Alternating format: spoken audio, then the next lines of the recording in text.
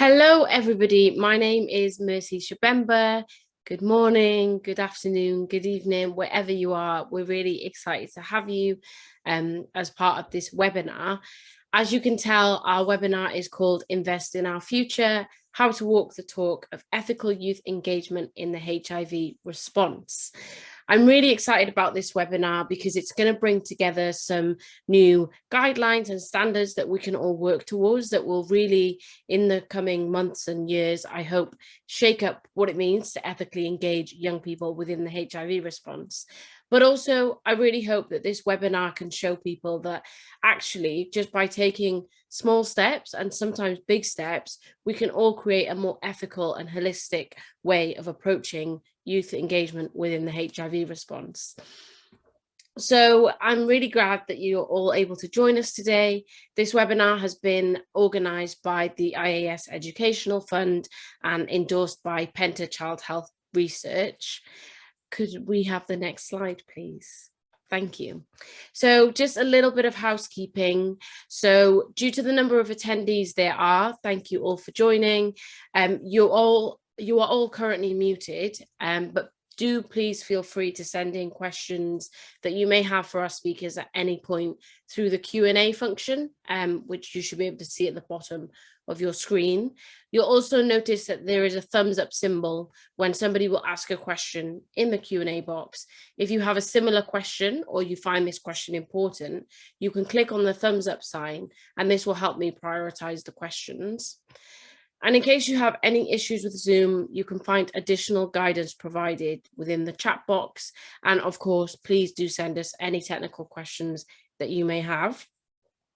We've also planned for time after the 3 presentations for a Q&A discussion. So please do send in questions here, focusing on the topics that are discussed. And if your question is for a specific speaker, you can also include their name when typing in your question.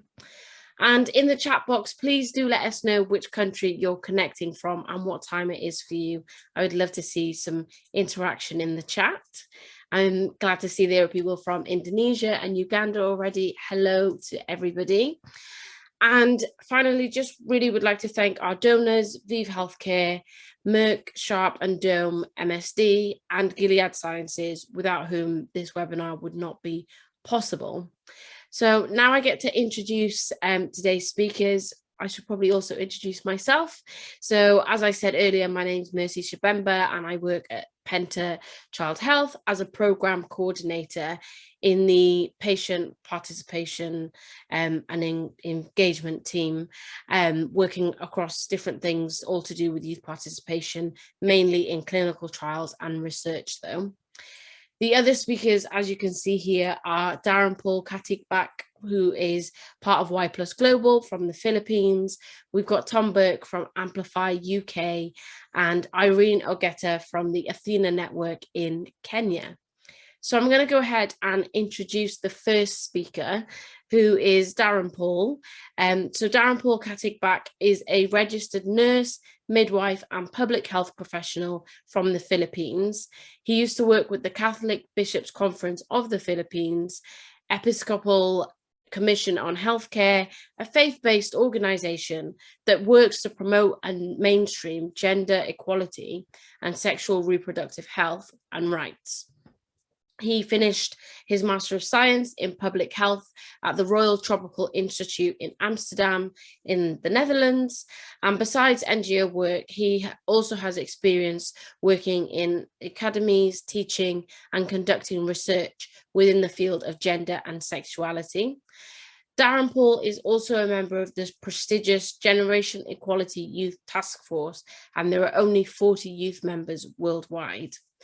He's also the deputy chair of the global network of young people living with HIV, Y+ Global, and is currently focusing and working on a project that focuses on engaging young people living with HIV locally, regionally, and internationally, providing protections and creating guidelines for the engagement of young people in activism and advocacy.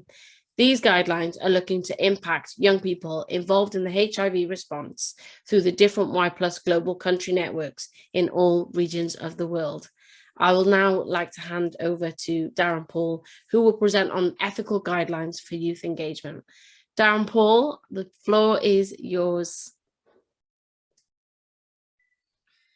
That's a very comprehensive introduction, Mercy. Thank you for that. Again, greetings from the Philippines. A pleasant morning to our colleagues, probably from the American region.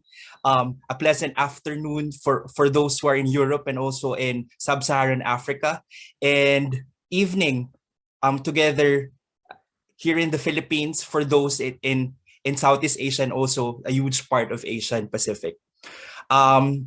Again, thank you for this wonderful opportunity. So I will be discussing about, meaningful and ethical guidelines for youth engagement. So as you can see in the first slide, I have two main pictures. The first one is, me being engaged in a conference, and then the other one is being part of a program on medical missions. So can we go on to the next slide, please? Next slide, please. So, just to give you a glimpse of what Y Plus Global is, can you please proceed to the next slide? So Y Plus Global is the global network of young people living with HIV, and I am the current deputy chair. And we have multiple programs and projects in different regions, ranging from Latin America to Sub-Saharan Africa and even to Asia and Pacific. And our aim is really to strengthen the leadership of young people living with HIV, and empower them to be meaningfully engaged in all the spaces that actually impact their lives. Next slide, please. So basically, I'm telling this because Y Plus Global is the one creating these guidelines on ethical engagement. Thank you. Can we proceed on the next slide, please? So before we go on to the nitty-gritty of the guidelines, let's have a quick definitions of some important terms. Can we go on to the next slide, please? Yeah, make sure it's already complete. Okay, so I have three important terms here before we go on to the main content of my presentation. So the first one is ethical. What do we really mean by ethical? So it will always boil down to, what is right and wrong in terms of conduct. So that's basically what do we mean by ethical. Sometimes it is related to morality, yes. And then the second word we have is meaningful. So as the word itself, it has a full of meaning, and it means having a significance or purpose, And then the last one is the term guidelines, which has a lot of synonyms. It can be procedures, rules, strategies. But basically, these are information intended to advise people on how something should be done or what something should be. So let's go on to the next slide, please. So probably right now you already have a lot of questions. So I already enumerated it, and I will be answering it one by one. So probably the first question you have in your mind is, what is this guidelines all about? So just to give you a glimpse of it, the guideline has been developed by the global network of young people living with HIV to support organizations to work meaningfully and effectively with young people living and affected by HIV, and also to ensure that the contribution of young people really does make a difference and that we are supported during this process. So technically, this guideline, focuses on the work of young people living with HIV who are engaged as an activist or as an advocate or even a researcher or an implementer of a particular program. And this guideline has been developed by a group of young people from different parts of the world. We've interviewed young people from the grassroots level. We've interviewed people who are working on community-based organizations, and we've tried to collect all their experiences. But we also recognize that young people are very diverse. They have a lot of experience, depending on several factors, whether it's age, gender, sexual orientation, personal circumstances, even country of origin. And we also try to accept the fact that there are stories and experiences to learn as we move forward. Okay, so for the next questions, why we need to develop this guideline and why this is important. So, in the recent years, there has been a lot of organization creating some form of documents that says this is how we should engage with young people, and most of them really doesn't reflect the experiences of young people in the ground, and and we wanted to have that touch, for this specific guideline. So the core the main principle of this guideline revolves around the experiences of young people in the ground. So a lot of young people are being engaged in multiple levels. We have a lot of experience. Those are all varied in so many ways, and most of the young people report feeling exploited or sometimes tokenized. And most of the logistical and financial requirements, for example, in traveling for a conference or for attending a webinar, is not considered properly. So we decided, to create a guidelines, on how to ethically and meaningfully engage young people. And just to reiterate, we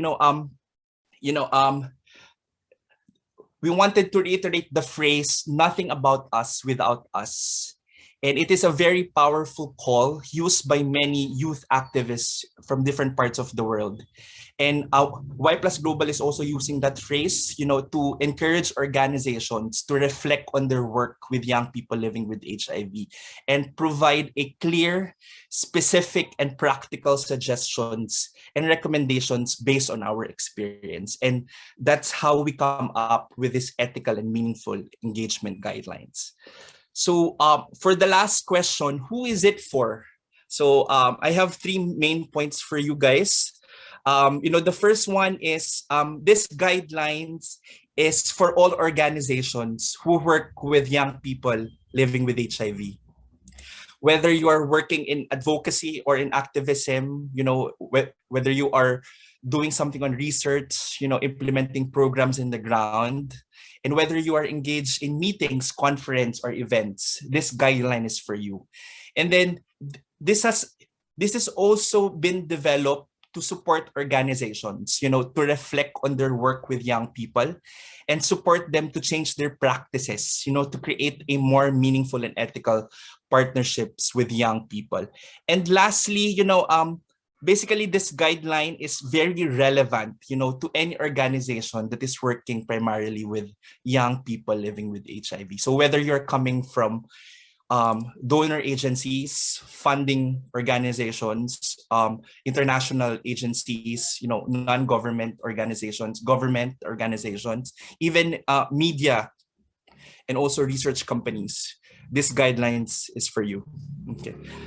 So I guess I was able to answer some of the important questions. Let's proceed now to the next slide. Thank you. So there are 5 major content in this guidelines. So let me just elaborate it one by one. The first one is this guideline reflects a lot of experiences and stories of young people from diverse background and intersectionality. So most of the bulk of our guidelines has mini case studies and also quotes coming from young people themselves who experience a lot of maybe good and also bad things, throughout the years in terms of youth engagement, and they're all in that guidelines, in our guidelines. And then the second one is we also tried to come up with a little bit of literature review, and also try to map out what are the current guidelines out there in terms of youth engagement. So we also have a certain portion in the guidelines that have a quick overview of youth participation and also principles of meaningful engagement. And then the most important one is, after gathering all the experiences and stories from young people, we were able to create 7 key themes, or the foundations, the 7 foundations of ethical and meaningful engagement of young people. And these are the main content of the guidelines. And also, just to add on, we also created a guidance on which young people can use, or to really, use by young people to expect organizations, in terms of whether they are doing the right thing or not. And then we also have another tool. It's a assessment tool, or we can also call it a scorecard, for assessing organizational progress. And these are for organizations, whether they're doing the right thing in terms of ethical and meaningful youth engagement. So those are the main content of the guidelines. Let's proceed on to the next slide, please. So as you can see here in my slide, I put in 4 of the 7 key themes in our guidelines. So I'm not putting everything so that you will be anticipating, on our guidelines by next month. So, but just to give you a glimpse of the 4 important ones, that we've come up, the first one is, keeping young people safe. So what do I mean by that? I think the most important responsibility of an organization when working with young people is the duty of care, to keep children and young people from harm. And that's what we meant by that. Whether the organization has created a safeguarding policy, that will also boil down to this one, whether the organization has taken actions, or whether they are training or educating their staff on making young people safe, or probably ensuring that young people involved in their programs understand, this important key, that making sure that they are not harmed. So these are the things that comprises the first foundation, making young people safe. And then the second one is, I think this is so relevant nowadays, providing support. So I did put in there logistical, financial, and emotional. So I'm going to be direct to you guys. When young people are tired of doing free work, we are tired of doing volunteer work. If you engage us in so many ways, whether it's programs, whether it's, speaking in a conference, or whether being invited as a speaker, we are expected to get paid. I mean, I am expected to get paid. So that's what I mean by providing support in terms of financial. So let me just give you a little bit of background of that. Some of the most concerning behaviors identified by young people in our guidelines is, are around personal and welfare support. And part of a duty care is to ensure that there is no exploitation of young people and disrespect from organizations at every level. And that's what we really want in this part of the guidelines, really to ask organizations to provide support, not only financially, but also logistically and also emotionally. So that's what we meant by the second main key themes. So let's proceed now to the third one. So ensuring diverse representation of young people. We are seeing many young person living with HIV representing their peers at multiple events, contributing to programs, materials, and even contributing to media work, but we often see the same faces and hear the same voices. So our guidelines is actually suggesting that we should have diversity in so many levels. So I think it will also boil down to organization to have these important things, who the right person is to represent for certain issues. It is also the responsibility of the organization to equate equal opportunity for young people living with HIV, and also that young people are engaged and and that they are the right one to share this particular experiences. So that's what we mean by diversity in different levels. And then the last one is addressing power imbalance. So, working with young people can lead to different issues, around power imbalances. People make assumptions about young people lacking capacity or experience. And this can lead to older people dominating young people and youth spaces, or even underestimating our capacity.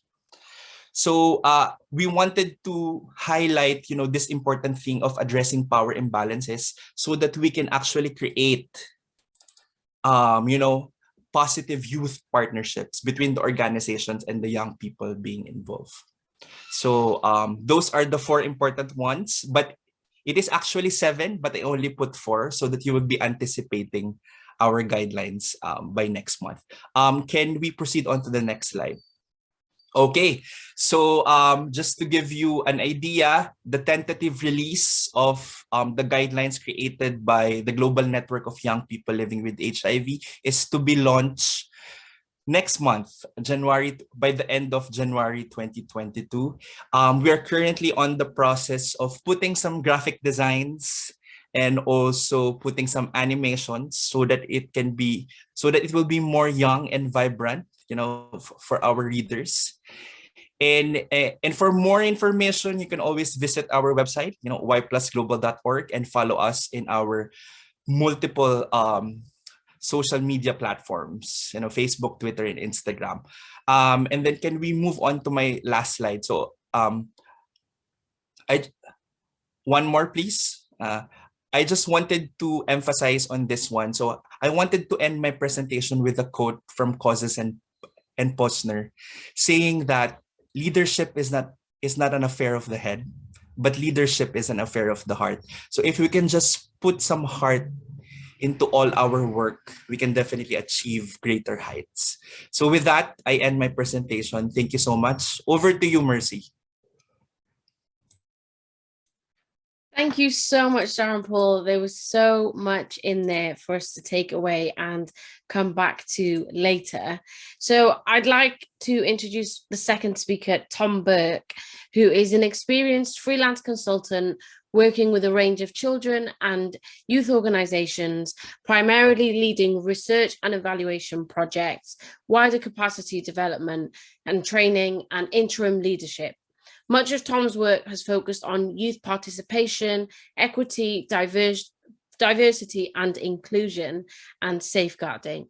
He is currently the interim executive director at the Centre for Youth Impact and a regional advisor to the Funder Safeguarding Collaborative.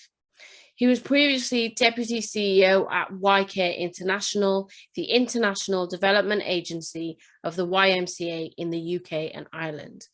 Tom has also worked with the Children's HIV Association in the UK for over a decade, leading their psychosocial support camp for children living with HIV and supporting their young people to play a co-delivery role in the programme. Tom Burke, the floor is yours. Thank you very much, Mercy, for that introduction. And it's great to be with you and to follow on from Daren-Paul.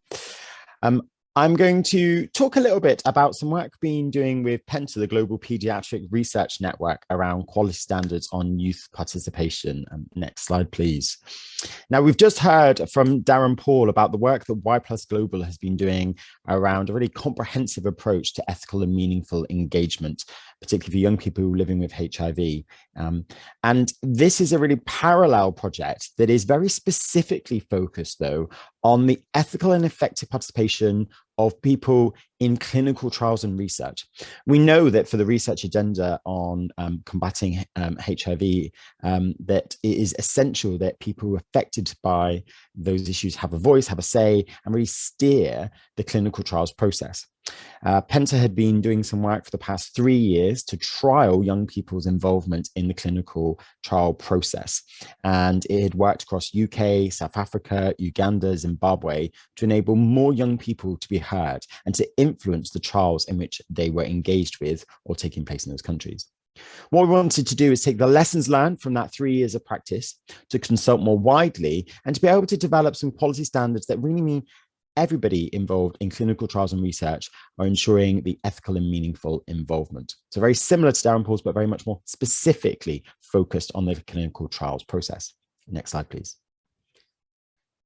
Now, our work over the last 3 years has shown us that to have effective participation, you need to engage a really broad audience.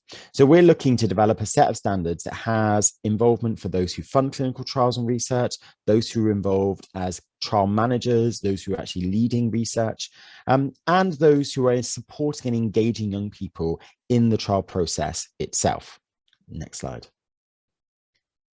We have 4 key assumptions that will come up here about our starting point for how these standards should be developed. So first up, next, please. We know that it has to be tailored to clinical trial context. There's some great work, and Darren Paul describes some emerging practice from Y+ Global about youth participation. But we know that in clinical trials, there are regulatory and legal requirements. There are certain contexts around rigor of research that can mean that where people can have influence needs particular thought. And therefore, for those working in that field, we need to be kind of very aware of the trial context. Next. That the audiences who work in clinical trials are researchers, they are academics, they are often people with a high degree of kind of academic knowledge, but maybe not necessarily as much practical experience of youth work, engaging directly with young people. That actually they're very busy, they're often working on multiple trials with high level of demands. So how do we create a set of standards that really meet their unique needs and understand what will be effective for them? Next.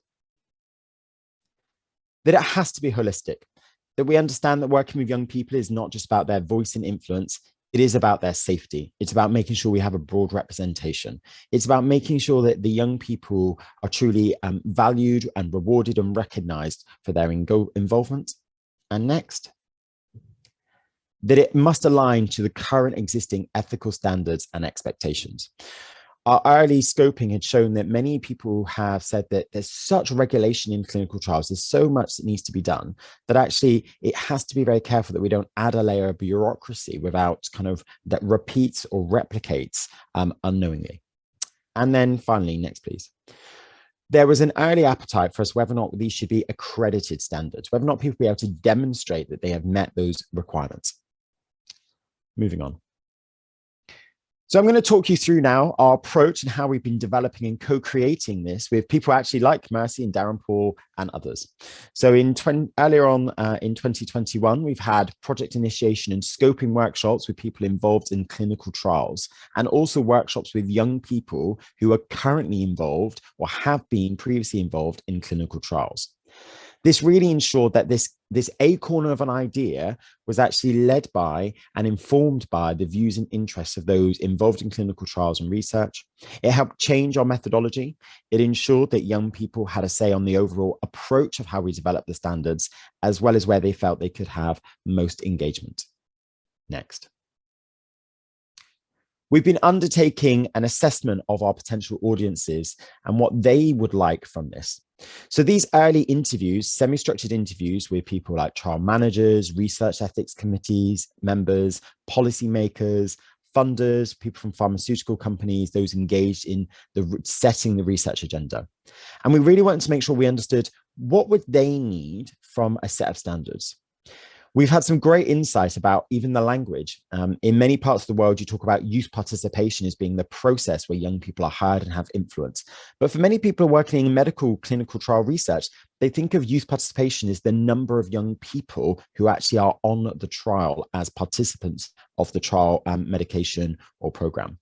So even the way we talk about this topic, if we don't think of the ways in which we reframe this, we think about the language that we use, those we seek to influence and to use it may never find them, or maybe not finding what they need. We've been trying to understand, why do they want to involve people? What is it that is key for them that their standards would need to do? We've also been looking at issues of accreditation and some of the challenges for trial managers and those involved in the running of research trials, between making sure that we have a robust set of standards that are able to be shown have been met, but also not having a level of bureaucracy that may actually make it more difficult for them to do or have cost implications that will actually prevent them from taking some of the action that would be necessary to make sure people do have influence. Next slide. We've been mapping all the current standards, guidelines, toolkits that are available, cutting across those which are relevant to the clinical trials and the regulatory context, guidelines from the WHO, key kind of Helsinki Declaration about ethical standards, through to those which are standards for youth participation across a wide range of different settings and sectors. We've identified 36 different standards and over 350 different current standards frameworks. We're currently realigning all of those 350 individual statements to make sure that any of our advice is in line with those, does not fall below those, and if anything, raises the bar of opportunity for how young people can have more influence and power over the decisions of the way in which the clinical trial and research process is run. Next. We're just planning our next phase of consultation with young people to be able to share with them. Here are some of the current frameworks that are in place. What are the key priorities for you? Where would you like to have a higher set of standards than those that currently exist? What more do you think should be included within these standards? Next. We'll take all of those ideas together and we'll take the user views, the views of the standards, and young people's own views to create a first working draft. And we're currently in development of that. Now, it's important to note that young people, it's a two-way process that actually will be discussing actively. Here's what we're thinking. What do you think? And particularly working with those young people who are currently involved in influencing clinical trials. Next. Next up, in 2022, we'll be launching a consultation for people like yourselves and others to be able to have their say. What do they think of our draft standards? Are these fit for purpose? Would they be helpful for you if you're involved in clinical trials or research? If you're a young person who wanted to hold your clinicians to account, does this work for you?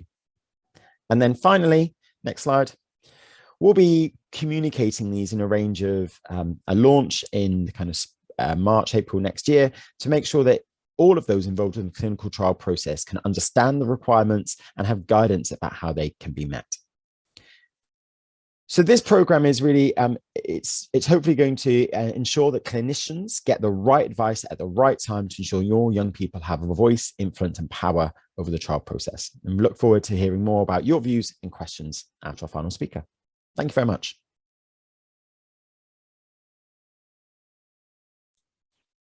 Thank you so much, Tom, for a great presentation. I'm delighted to be able to introduce the final speaker, who is Irene Ogetta.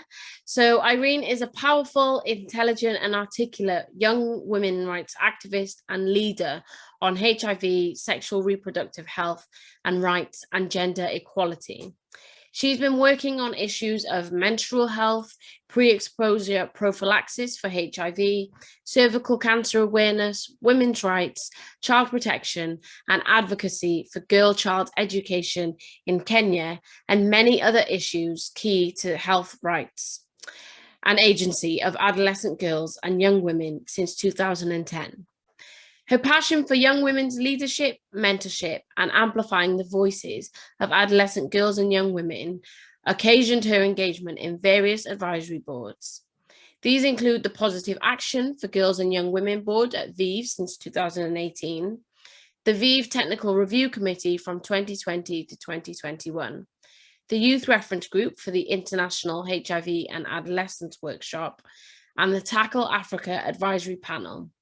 She is currently serving as the Programme Officer for Young Women's Advocacy at ATHENA Network. Irene will be presenting today on investing in young women, why we need to get it right to end new infections. Irene, the floor is yours. Thank you. Thank you very much, Marcy, for that powerful introduction. I'm really excited to be part of this conversation, and thank you to the previous speakers and the organizers of this webinar, as well as all the delegates attending. So my name is Irene Ogetta, as mentioned by Marcy, from ATHENA Network. So basically, ATHENA Network is a global organization that works towards advancing the recognition of young women's leadership in HIV and gender equality responses. So I'm here to speak about investing in young women and why we need to get it right, basically, in order to end new HIV infections. So I'm going to give To base my arguments on an example of the work we've done at ATHENA, I'm not going to do a PowerPoint presentation, but I'm just going to be speaking from the heart and basing my argument from the work that we've done. So launched on the 2017 International Day of the Girl, What Girls Want campaign has continued to create spaces for girls and young women to lead, define their own priorities, and articulate their issues that affect and matter to them. With What Girls Want, ATHENA is creating space for an advocacy strategy and campaign that reflects the distinct experiences of girls and young women and that factors intergenerational dialogue and advocacy. We are building the momentum, traction, and movement for What Girls Want into a platform for action and information sharing, co-creating an intergenerational and intersectional feminist agenda that recognizes the leadership, insight, and perspective of girls and young women. So why do we need to invest in young women? The world's most enormous population is young people, especially now than any other time in the human existence. And what do I mean when I say this? The adolescent girls continue to be disproportionately affected by HIV than any other population. This population can only achieve their dreams when in good health and only when they survive. Adolescent girls and young women in the region where I come from the sub-Saharan Africa, face a complex web of factors that undermine our health and make us more vulnerable to HIV. And this web of complex factors include lack of availability of contraceptives, complications in pregnancy and childbirth, TB, internal displacement resulting from conflict and natural disasters, mental health, and violence. These are even further exacerbated now with COVID-19. Adolescent girls and young women are a very diverse group, as mentioned by both the previous speakers, with different challenges and needs. Whether we are talking about young women from the key population in sex work, those who use drugs, those who are currently in detention, child brides or pregnant adolescent girls, those with disability, those subjected to gender-based violence, migrants and refugees, those living within conflict and humanitarian settings, those in rural and urban, poor urban areas, or even based on HIV status, sexual orientation, gender identity, and expression. These diversities and intersecting inequalities that we face must be considered for an effective HIV response with gender equality at the center. So in realistic way, I will say that the factors sobering with serious implications for HIV prevention, levels of knowledge among young women about how to prevent themselves from HIV are alarmingly low. In sub-Saharan Africa, only about 1/3 of young women aged between 15 and 24 have comprehensive knowledge of HIV prevention and management, actually. We must ensure access to comprehensive sexuality education by the adolescent girls and young women in order to reduce the risk of HIV. Adolescent girls and young women's health and well-being must be prioritized, and this must be done within a framework of attention to and investment in gender equality, human rights, and community leadership. Formal and sustainable mechanisms with a safe and supportive environment for the meaningful and effective engagement of adolescent girls and young women in decision-making spaces, planning, implementation, and evaluation of programs related to HIV responses, and with the opportunity to effectively influence legislation and policy reforms must be created. All of us must understand that ending HIV and AIDS by 2030 requires a continued attention and investment in the health and dignity of the adolescent girls and young women living and affected with HIV, continual monitoring and evaluation of HIV-related interventions, specifically those ones who are targeting the adolescent girls and young women, and of course, a scale-up of comprehensive holistic, integrated HIV prevention programs. There is need to ensure continued partnership with young women-led grassroots organizations and support for peer-to-peer advocacy and service delivery. This is because the adolescent girls and young women need information, they also need tools, and they also need an investment in our health, rights, urgency, and our future. After all, we are the agents of change that the world desires to achieve within the AIDS response. Investments should expand beyond condom promotion and provision. This will help ensure the adolescents, girls, and young women have safe sex, have access to HIV counseling and testing and linkages to care, have access to PrEP administration, especially to those adolescents, girls, and young women who are at high risk of contracting HIV new infections, with a particular focus to sex workers, as well as supporting the availability of post-violence care and support, linkages to sexual reproductive health and rights services. So in short, stakeholders must continue to push for comprehensive sexuality education integration in school curriculums and ending HIV stigma and discrimination among adolescents, girls, and young women by holistically involving them as critical stakeholders in advocacy and HIV programming. Governments must also reform laws that punish young people's sexuality and changing parental consent requirements that undermine the rights to health of adolescents, especially adolescents, girls, and young women, to access HIV testing and treatment, harm reduction for those who inject drugs, and contraception, including emergency contraception. We need every stakeholder, be it from the grassroots, national, or the global space, to uphold our rights, advance our equality, and realize the opportunity of adolescent girls and young women to thrive through a legal and policy environment that supports all of us in all our diversity. In conclusion, if you really want to end new HIV infections among adolescent girls and young women, then we must make sure the HIV response works for adolescent girls and young women, including through scaled up investment in multi-sectorial interventions that addresses our interrelated needs and rights to expand access to HIV prevention, testing, treatment, and care. We also need access to educational opportunities because girls need to be in school as well. The girls need to have materials that are translated into their own local languages so that they get to understand those reports. When you get reports from, you, Darren, when you get the reports, clinical reports from Tom, these adolescents, girls, and young women need to have an understanding. So there needs to be an investment in terms of having these documents translated into languages that are easy to comprehend and analyze. And other than that, this also includes comprehensive sexuality education and meaningful HIV prevention materials that educate all the adolescent girls and young women in all their diversity about their rights.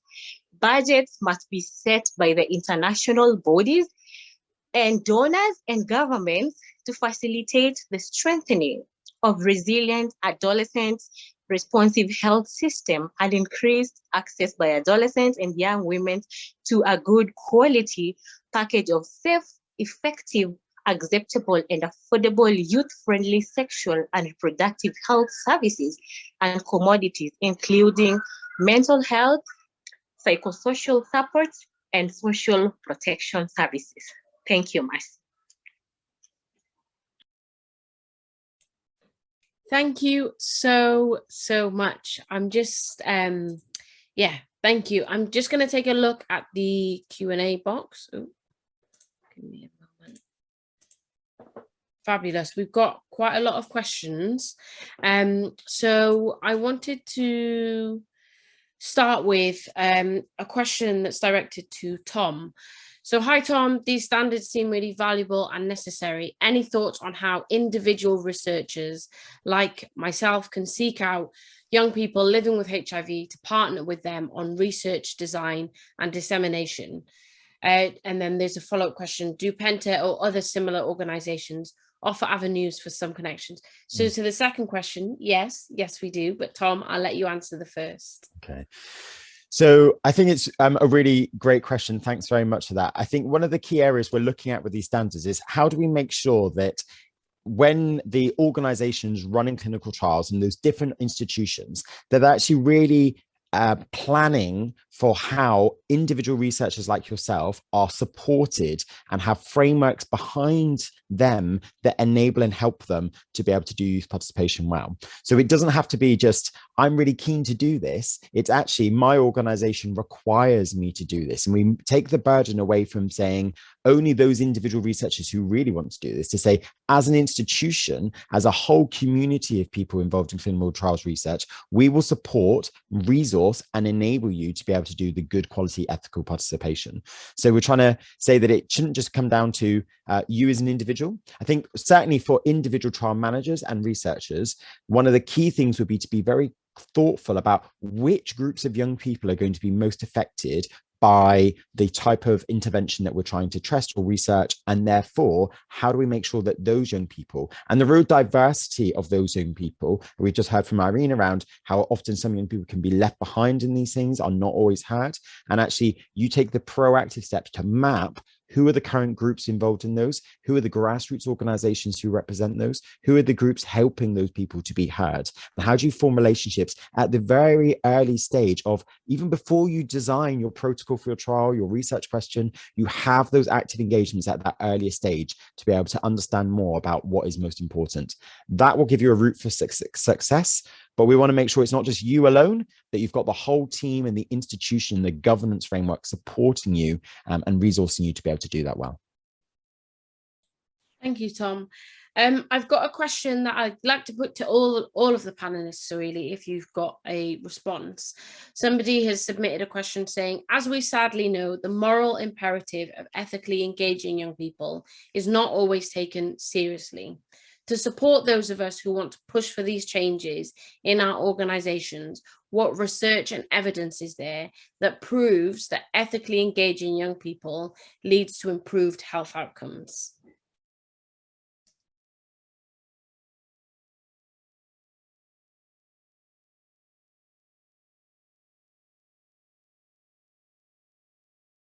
Jump in, anybody, at any time, by the way.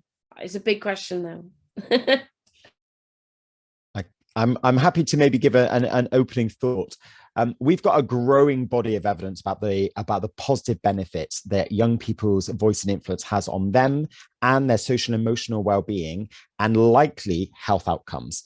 So certainly we know where young people are in positive, active relationships with a responsible adult in their lives, in structured groups where they have given opportunities for leadership, they are far more likely to have forms of social and emotional growth and learning that will enable them to thrive in later life. So that growth and that transfer of the skills and knowledge and cognitive development through having opportunities for influence is associated with better outcomes in later life, including with better health outcomes.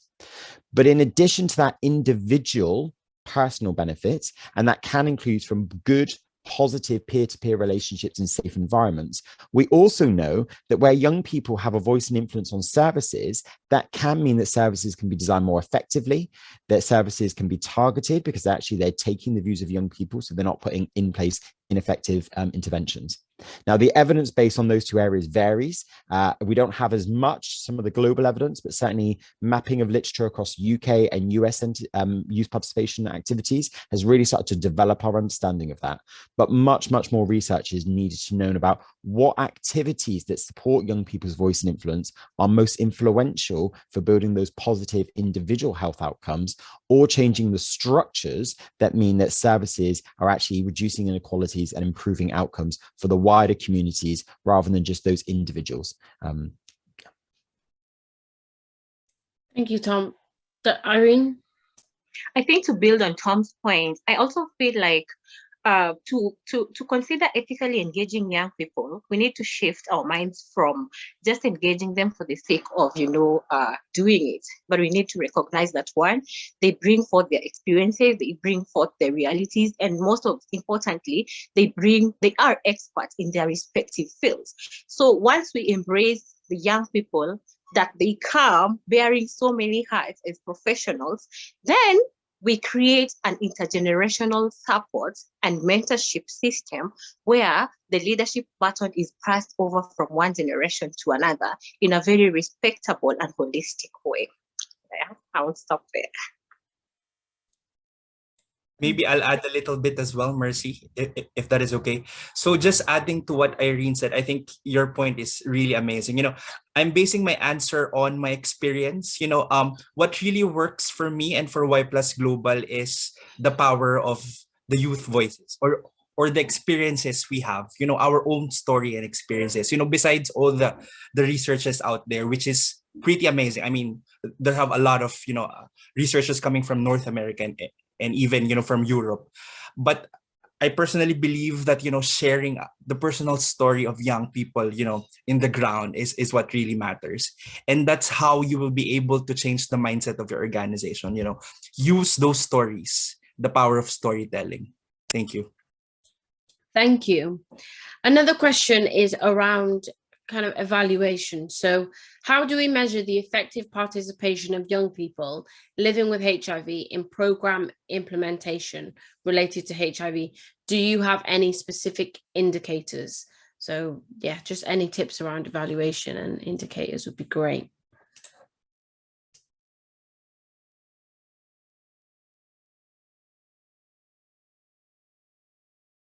I'm leaving that one open for you all, by the way.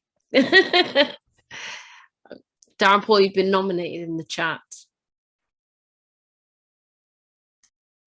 Sorry, I didn't get the question again. Can we, Yeah, can you... so it was just asking about what specific indicators do you have for the effective participation of young people living with HIV in programs? So perhaps in terms of the guidelines, you can speak to a bit about the evaluation of that and how young people will know whether they are effectively participating in ethical ways. Yeah. So thank you for that, Mercy. So, you know, in terms of, you know, specific references in that particular question, you know, I did discuss previously in my presentation that, you know, basing it all on the voices and also the experiences we gathered from young people, we were able to create, you know, 7 key themes. And I think that's what really matters, you know, making sure that young people are safe. So if an organization, you know, makes the young people feel safe, you know, in so many ways, then I think, you know, young people could definitely engage in that particular organization. And then making sure that, you know, that there's diversity and also inclusivity in terms of, you know, programming and also implementing projects and activities. And that's what really matters. And also, I think what's the most important part is, you know, making sure that there's a safeguarding policy, you know, that revolves within that particular organization. So yeah, thank you. Marcy, maybe just to add to what Darren has said, I also think that youth engagement in HIV response, regardless of the HIV status, is one critical indicator, because us willing to be here to have this conversation about youth engagement in HIV response and related intervention is one pointer that youth are really interested to be part of these interventions as important stakeholders, as I mentioned earlier. So having specific interventions, having targets, having specific outcomes as indicators, it first cuts across, are youth really ready to take up the leadership spaces? Are they ready to speak out about interventions? Are they ready to push for programs? Are they ready to lead these programs? Are they ready to call leaders out? Are they ready to challenge systems? Are they ready to even call their own leaders and governments to accountability and all that? So to me, it revolves around the will for young people to be able to embrace leadership and step forward, because there is one thing about being in a space and your presence being felt in that space and your voice being heard and the voice being accounted for. So it all goes to, we have the will, we have the power. And I always say, when young people, regardless of their HIV status, loses their fear and step up in terms of their leadership, then all those who term themselves as powerful leaders who've been so maybe mean to them in terms of denying them opportunities to lead HIV responses, they lose their power. So that is my powerful slogan. Over to you. Thank you. Tom, did you have anything to add? Just really briefly, I think when you're looking at the indicators of and evaluating some of the work around youth participation, we need to look at the process. Do young people feel valued? Did they feel safe? Was there actual processes where they had feedback throughout their involvement? Did they have engagement that actually was in an environment that was comfortable for them? But we also need to look at the outcomes. What changed? Irene just mentioned there about power. Fundamentally, we promote young people's voice and influence because we want them to have a greater power and equal say at the table. So we have to not just say, was the process good, but was what they actually said heard? Was it acknowledged? Was it valued? And has anything changed as a result? And have young people seen a tangible difference in their lives because of that? So fundamentally, good youth participation down the line, you should be able to answer what's changed for you. And that's how you can really evaluate the success or not. Thank you. Irene, I've got a specific question for you, which is how do you address parental consent for girls when it comes to sexual and reproductive health matters? Thank you, Marcy. I think parental consent, it all goes back to, we have policies in our countries, and these policies are a bit different, but we have those common policies which to me I think are very punitive. And one of them is the one that requires parents to be able to give consent for adolescent girls and young women to access SRHR services. So first, I think for us as young leaders, the best way to influence is one, use every available space that we have with lawmakers to be able to challenge these particular policies. The more we talk about it, the more they recognize that there is power in words and there is power in combined efforts as young people bringing our issues up forward. Because one, we have to realize that young people, adolescent girls and young women from age 10, 11, 13 are having sex, and they're having unprotected sex. So what are the repercussions of this? So one, we have to move from living in a denial space where we put so much moral obligation on our heads in terms of, are they really having sex? They shouldn't be having sex. No, that's not the conversation that we should be having with our policymakers. The conversation should be, the girls have the capacity to make their own decision. Let us give the girls power over their autonomy. Let us give them choices in terms of choosing what works for them. Let us be able to give them opportunities to consent for their own issues regarding what services they feel best work for them, because they have the capacity to make their own decision. And I also believe, like, if someone has the capacity to make a decision concerning their own sexual intercourse or SRHR needs, then they definitely have the competency to choose what is right for them, what is their priority, and what does not work for them. So we need to move from a culture of letting our government and the systems impose what does not work, but can we move to a solution, to a system where the solutions are coming from the bottom to the top, where adolescent girls and young women are being given the opportunity to say, this is what works for us. So they also get opportunities to be part of those who review these policies in terms of, looking at the parental consent itself, because when they are engaged, then they will be able to positively influence the process. Over to you, Marcy. Thank you so much. And I think that leads on really nicely back to a point which I think all of you have made about shifting language and reframing things so that you can get stakeholder buy-in.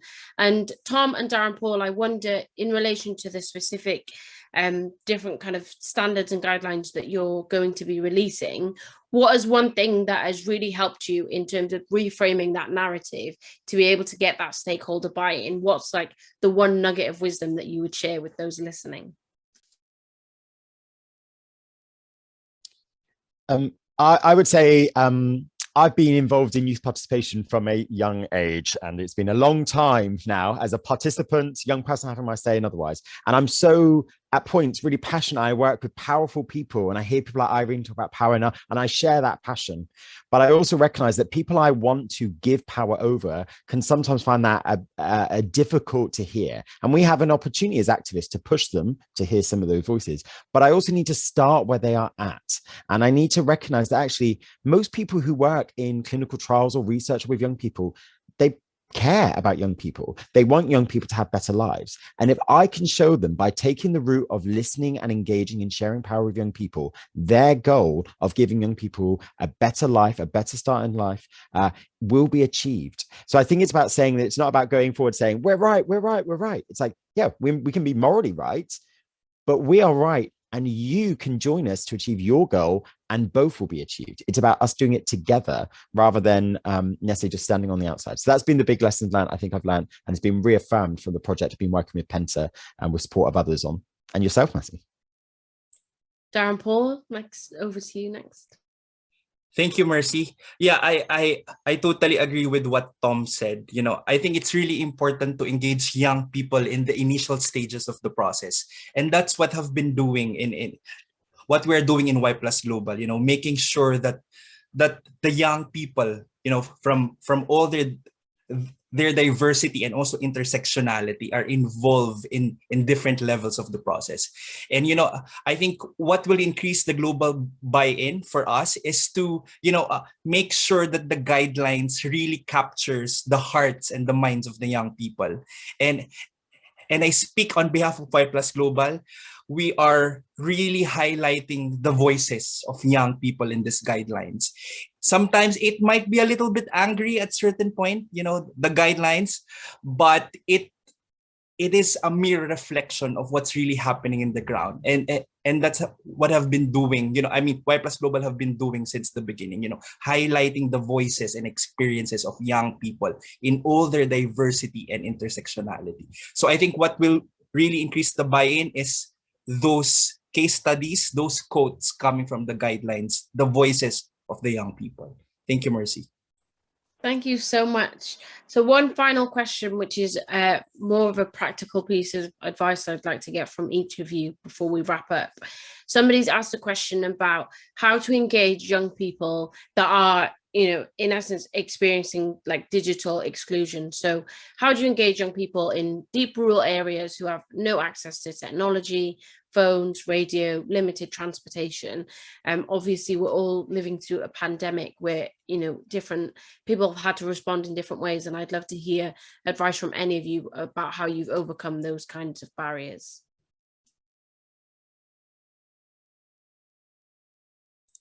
I can go first. So I will be sharing what Y Plus Global is doing. So our organization is primarily working with different country networks. So the different country networks are our arms and hands on the ground. So for example, you know, there's a huge presence of Y Plus Global in sub-Saharan Africa, most especially in Kenya, Nigeria, Uganda, Malawi, Cameroon, and we've been using their country networks.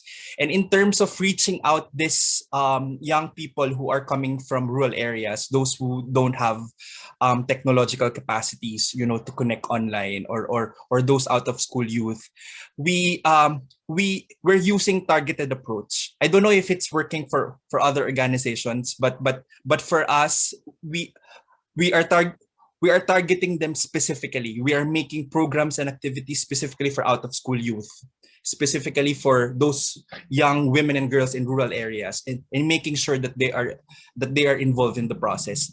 And also, I also wanted to highlight, you know, investing in youth priorities. What do I mean by that? You know, creating safe spaces, you know, within those rural areas, within those country networks or organizations. So, you know, instead, you know, I really believe in the power of creating safe spaces, and if you create safe spaces, you know, within those difficult spaces, you will be able to reach out to those underrepresented or those coming from difficult and highly difficult regions. So yeah, investing in youth priorities and also targeted approach. Those are my answer. Thank you.